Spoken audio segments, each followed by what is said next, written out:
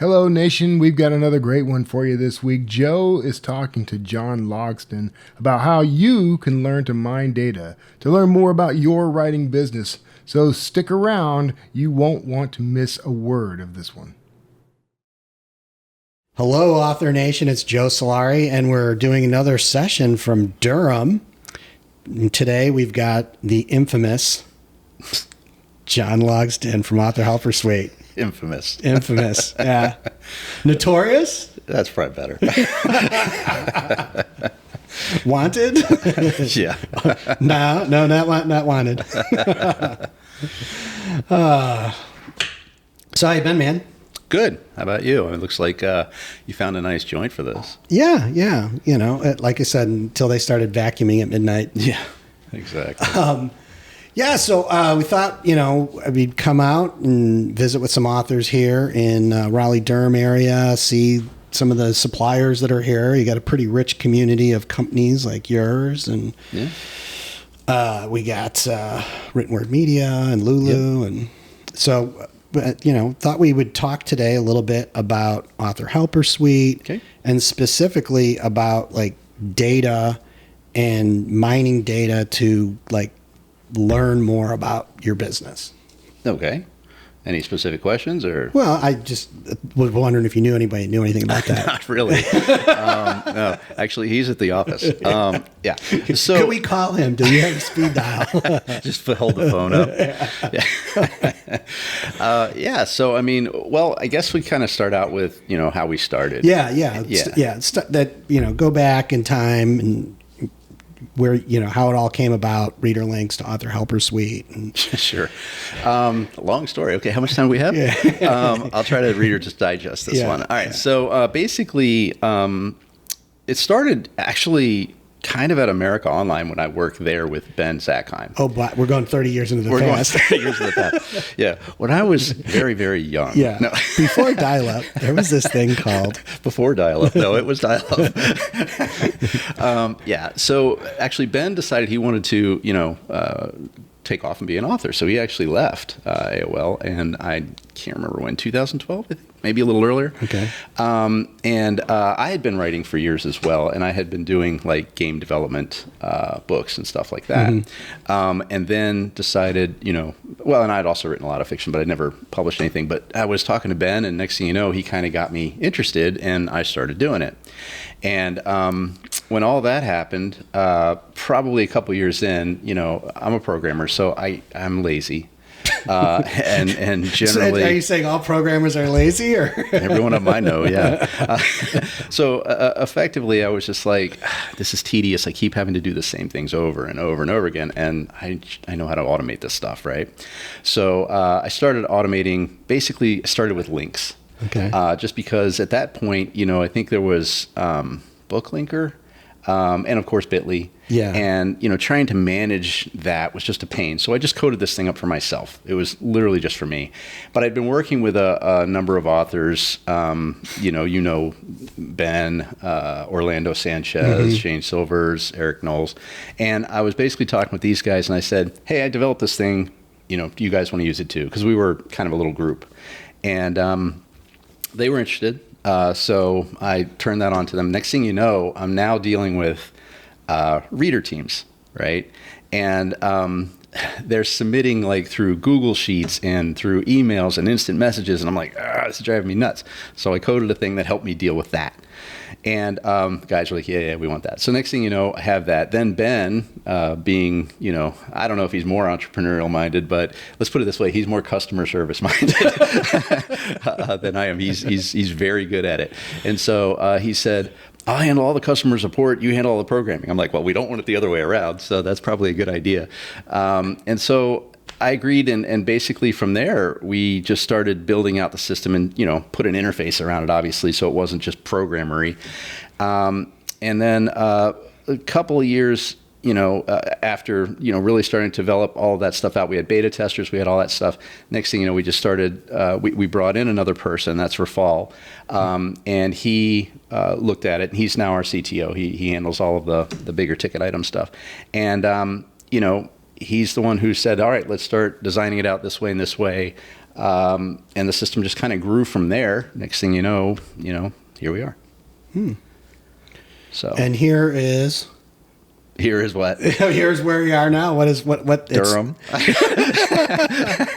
No, as far as like it's a lot more than just links absolutely. and the things you covered. I mean, there's totally. So we have reader links. We have so we changed the name to Author Helper Suite because we were reader links for the longest time, but then people just assumed that's all we did was links, and so now that is just a product of Author Helper Suite. So reader links is that. Then we have reader teams, which is what I was talking about before, which is arcs, basically handling your arcs and stuff. We also have, of course, the standard stuff, the KDP, importability, Shopify, the various stores, and all that. And then, of course, you have your main page, which gives you your statistics, basically all of your charts and all that. Plus, we also allow you to bring in your Amazon ads reports, your Facebook reports. You can also add other income types if you want, other expense types, and so on. And then you can track all of that. And in conjunction with the reader links, you can kind of see how many clicks are happening along with your growth or, not, as it were. So if you throw in a brand new ad, for example, you might see your links jump up really high. But if you don't see a corresponding, jump in revenue, you're getting a lot of clicks, but you're not getting conversion, Right. So you can kind of see that kind of stuff real time. So we have that.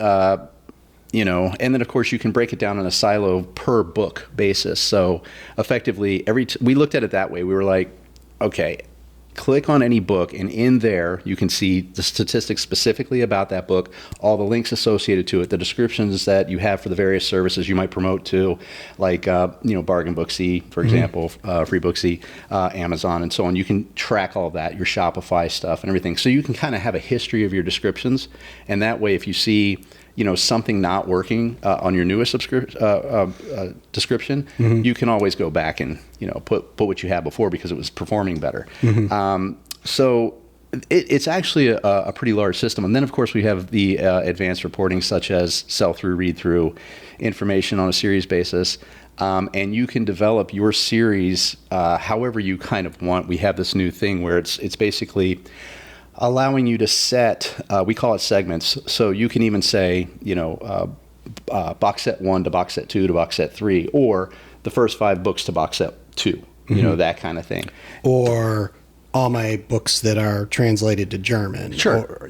Absolutely. Right. Yeah. And so that way you can kind of then run reports specifically on any segment that you want. Your call. And then we have something that we introduced recently called link flows, which is cool because what that does is it allows you to kind of track what link goes to the next link and the next link. So for example, the back of my book goes to my newsletter. And then my newsletter, the link from that goes to the sale of the next book, just as a short example, right? You can kind of track to see, well, the back of the book got clicked 10 times. The newsletter got clicked 3 times, and then I got 2 sales from that, so you can kind of see that flow. Hopefully it's better than that, but you know what I'm saying. I feel seen. But we're talking my books, right? So that's kind of a new thing that we've recently incorporated, and currently I am working on the Find Away Voices stuff. Awesome. For import and stuff. Yeah. So that'll be audio and all the reports that they have. Right, integrated into our system. Yeah. Okay. And you have, if I remember correctly, you can Audible. As wonderful as those reports are, you can import those too. Yeah, and they're changing their formatting. At some point, they've sent out an email about that, so we're waiting to see what that's going to look like. Yeah, hieroglyphics. Yeah, probably. It's probably going to be a hiccup here and there, but we'll get it sorted. So yeah. So, kind of circling back to the whole idea of like, you've been doing this for all that time. How are you seeing authors use this to improve their business? How are they taking all this information and bringing that to something that they can use in a weekly or monthly or quarterly basis to improve things over time? So one of the main things that I've seen actually is working with Bonnie, and Bonnie Paulson, and basically she's helped us out with a number of reports. You've helped us out with reports. And what we find is as soon as people start recognizing how they can tie their links in and understand how they can track that information along with the rest of the stuff, they start seeing, oh, my conversions can get better because I can understand what's going on. Plus, they also can see their sell-through, read-through reports, which I know, you can do that manually through spreadsheets and so on, but that's complicated. That's why I coded it so I wouldn't have to deal with that. But doing that methodology, you can also go, why am I spending money on this particular series? It's not nearly as performant as I thought it was. So in other words, I guess what we've found, and what I found personally with my own, books, by using the tools, is that it's hard to fool yourself when you really have data. Sure. And so knowing that the data is there, I can, bury my head in the sand and ignore it. But what we have found is that our system is big. There's no doubt. It's a large system. And so when we have like the classes with people and kind of talk through things and so on, we basically then show them it's not just a KDP tool here. It's not just, something like book report. It's not just that kind of thing. It's a lot more involved in that. It's not just the KDP dashboard either. You can actually learn from what you're doing and see the impact of what you're doing. And in doing so, you can make logical decisions as opposed to just, throwing more crap against the wall and hope that it sticks, Yeah, I know, like something like that read-through report, which, a lot for the bulk of people that are doing any kind of read-through analysis, it's typically coming from an idea of like, well, I'm trying to figure out how much I can spend per click to generate revenue, right? It's almost kind of a head fake in the sense of like, well, I guess I can spend more on my ads because I'm going to pick it up through a series. But once you have that data in the way that you have it, where I can look at it over, years, right? I can change those snapshots, and I can do that. You can start to see things that aren't necessarily, say, driven by a particular promotion or whatever, and understand where a series is breaking down, right? And being able to do some structural analysis, which isn't necessarily an advertising issue. It's really a craft issue, right? Like it's, this book 3's tanking.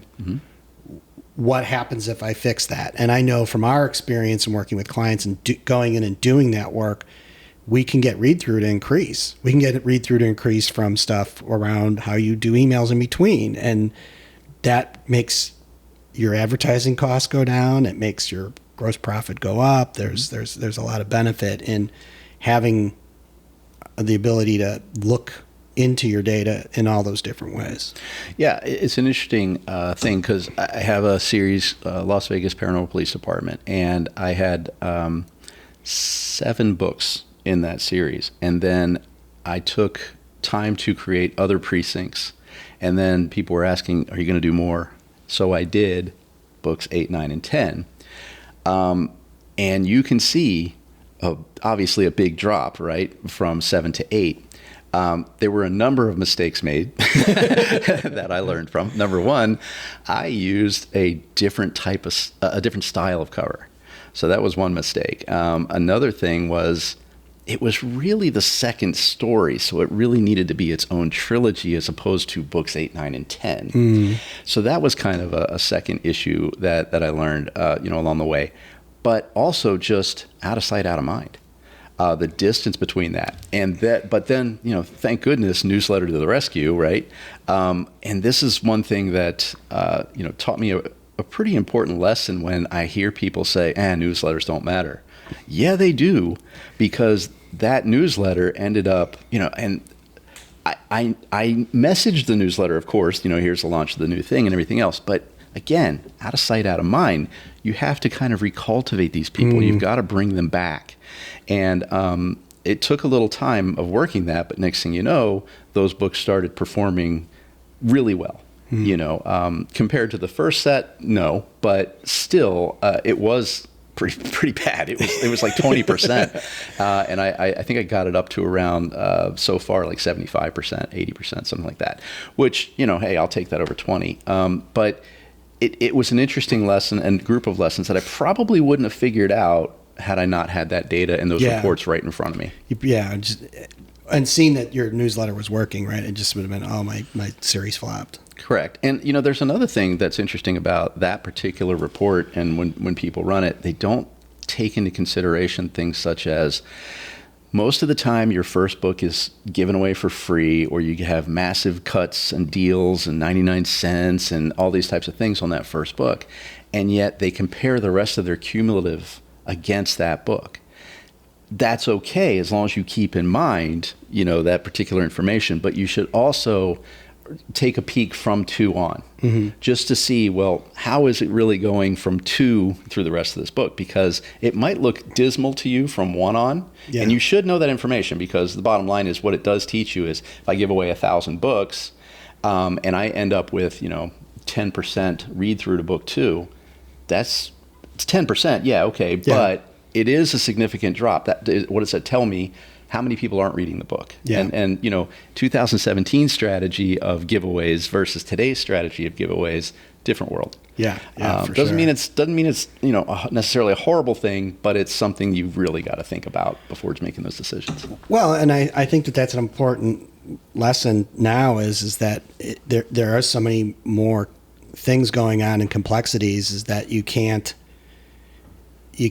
just expect it to be how it is. And now when you do make changes, you need to understand, you need to figure out what you might need to work on more and more, because, if you are doing a continued free first book strategy, which some people really feels good, like if you can get that from, 5% to 7%, and then you have your other read through on that, that's worth working on. It doesn't seem like it because it's such a small, it's only a couple percentage points, but now we're talking close to 50% improvement and for the rest of it. Yeah. And that's why it's important to know 2 through, because sometimes what we have seen is somebody will take 1 through as far as the sell-through report, and they'll look at book 1 all the way through, and they'll go, oh, this cumulative is just terrible. Why bother? And it's just like, well, wait, go from 2 through. And you're like, oh, because then they see anybody who gets the book 2, now you're looking at like 80-90% read through. So yeah, I agree with you. It's like, we had this thing where we did some testing, and we basically found that if there's skin in the game for the reader, so a particular price point for a particular genre, for example, as opposed to going free, let's say, or 99 cents, because some people try to do that, just try to, build some interest. But we know today's world, free is a lot harder to get people to read because you've got 1 million books already on there, and the Kindle does not get heavier. And then the 99 cent, it's just not enough skin in the game. $1.99 is a weird number for people.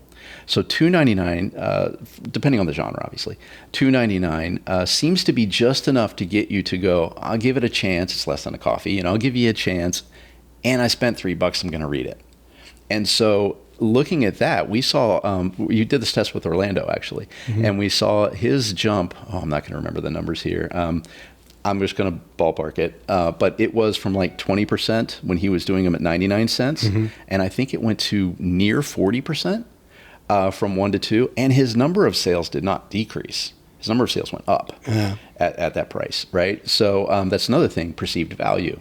Is you obviously that, and so on. But anyway, these types of tests are things you can run because you can, like you said, time frame those windows of I started here, I ended here, let me see what happens. And plus we have that historical breakdown report where you can look week over week to kind of see this was what it was every Wednesday. That also helps you determine when you should launch ads because, you can start seeing things such as, well, this is when most events happen, is on this day. So do you want to run an ad on that day? You might, because you might look at it and say Facebook gives you 50 touches before they've built your audience. So you want to get the right touches. And that's, so there's a question on that, is it better to do it on the slow days or the faster days? And that's kind of out of my league, to be honest with you. In my mind, I would do it on the faster days, but that's only because I've seen better results that way. But other folks don't. But that's the beauty of it. You have the data. You can play around with this and see what's going on, as opposed to just guessing. Yeah, well, I think that's, one of the things that I've, when we bring clients on, we have them on that tool just because there's trends that aren't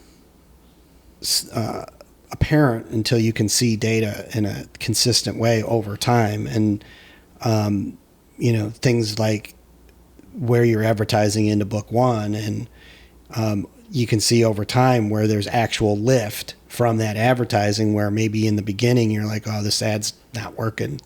But it's like, it is bringing people in and they are sticking around. So it's the right audience. It just might not be the same conversion you had before, because you're bringing in people that are going to be series readers versus people that are just looking for maybe a bargain, right? And that's the kind of thing that,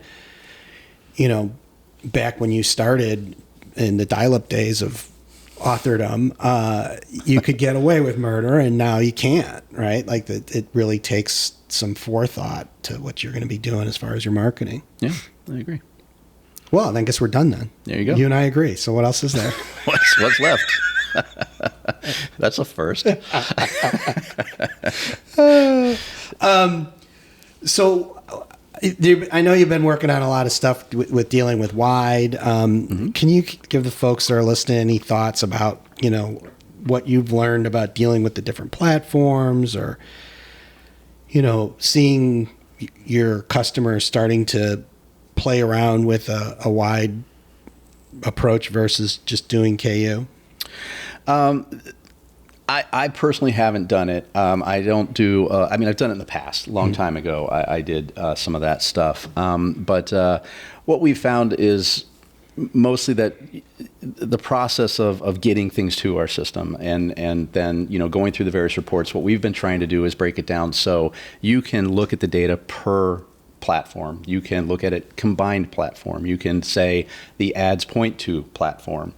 So you can basically split not just the income, but also what you're spending out towards it. So you can say, boy, it's not worth being on, I don't want to name a service, being on service B, right? It's not worth being on service B. It's just for this particular series. That's the other thing. You can kind of break that down. As far as lending some type of sage wisdom to Publishing Wide, I'm the wrong guy to ask that. Well, that's what you're here to pull the data together, not make assumptions about it, right? Yeah. So is there anything else you guys have kind of cooking up that you want to talk about, or? Not that I want to talk about. There's stuff I'm happy to talk to you offline about. Okay, but okay. Yeah, nothing I can share just yet. No. So what's the latest thing that you guys dropped?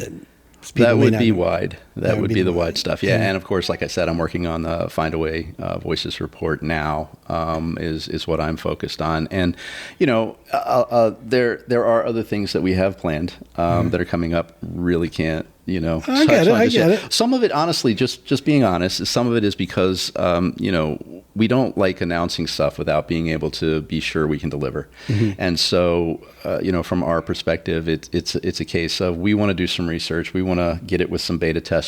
And does this work well for you? Is this, garbage? Because we've had that happen where we had some non-starters and it turned out, good because we didn't launch it because, beta testers were like, you don't want to do this.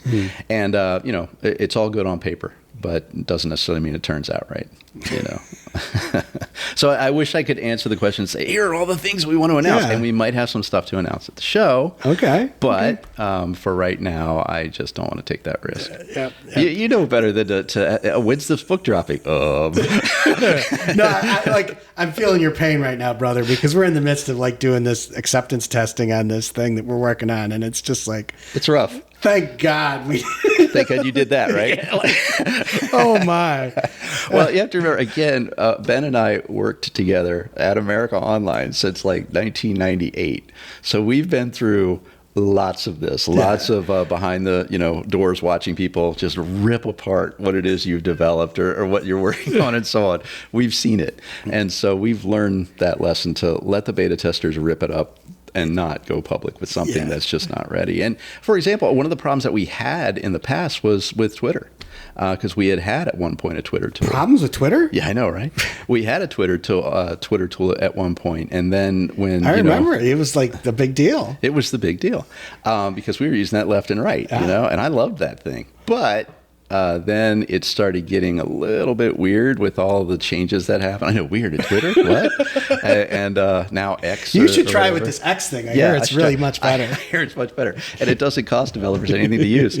Wrong. But anyway, so it started getting crazy, and then it started blocking stuff that we were allowing our customers to do, and it was really valuable to them.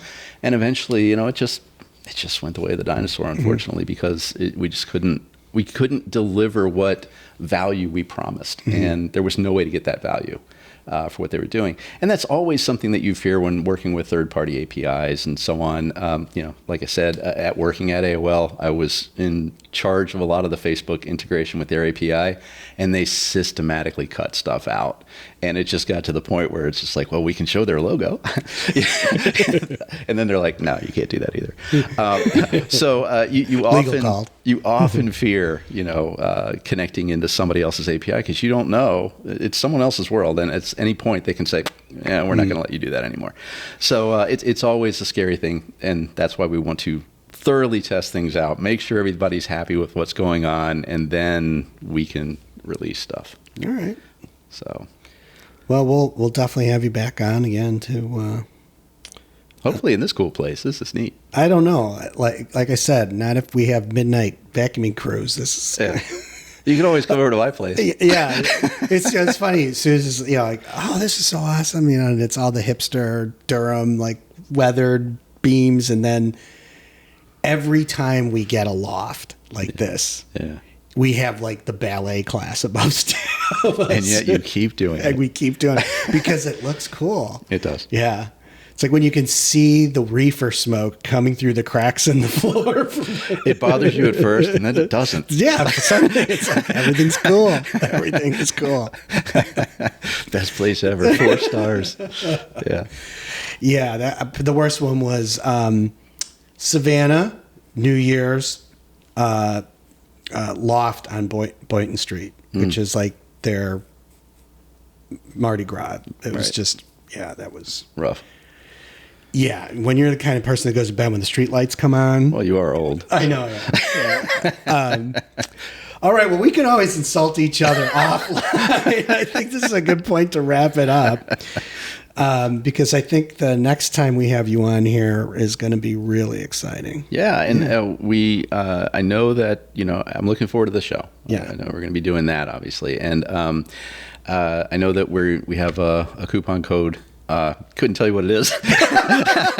It'll be in the show notes. It'll be in the show notes. So, no, but we do have one, I know, for the show. So, people attending that also will get the discount and so on. So, yeah, you guys are going to be there. You're going to be at the vendor day. That's right. And so you'll have a table and be helping people out. And I also understand that this may be news to you, but you've got a workshop that you're doing. What?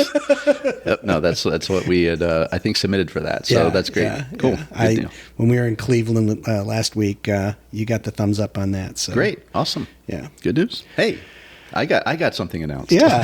See, there's always announcements on Did these you beta things. test that? Yeah. No. You're the one that's going to get the 2-star review, not me. I know. But hey, it wouldn't be your first one. True. Hey, I actually used a 1-star review from a guy who said that, my book was terrible. It was juvenile, puerile. I almost remember it verbatim. I don't, but almost. Juvenile, puerile, and must have been written by a guy who was on drugs. So I took that and I made an ad out of it. And it was the best ad I ever had. It sold 5,000 books, I think, in 2 months, 60 days, something like that. It was unbelievable. And I basically, that's when you could reply. Yeah. And I replied to the dude. I just said, thank you so much for this. You just made my career. and it taught me something really important. And that was, there are a lot of people out there who are juvenile, puerile. And on drugs. and on drugs. Exactly. And so, fabulous information by looking at some of those negative reviews. If there you you can go. stomach it. Yeah. Awesome. That is a great one to end on. Good having you on, John. Thanks. Appreciate it. Bye.